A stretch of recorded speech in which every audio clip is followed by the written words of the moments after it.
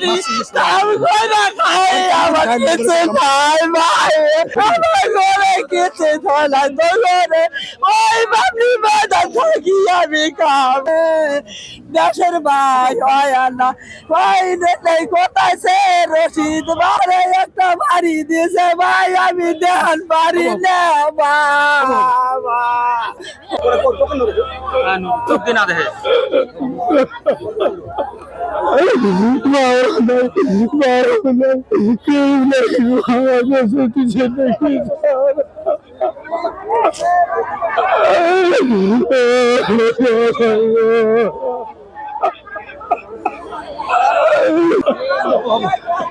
यार प्रतिबाद करा मारे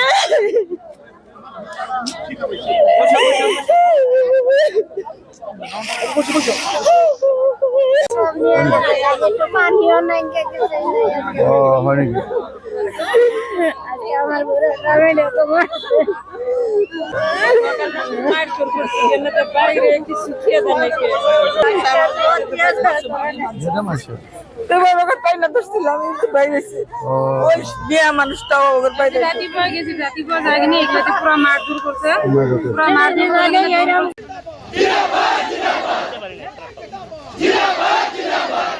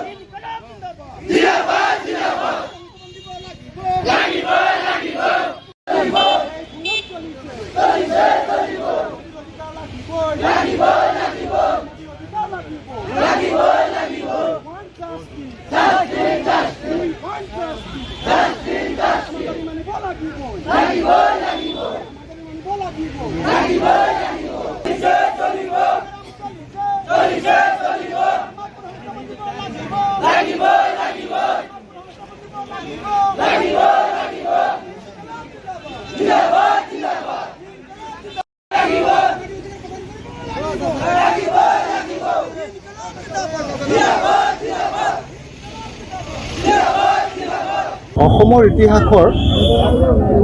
আটাইতকৈ ট্ৰেজিক অধ্যায় এটা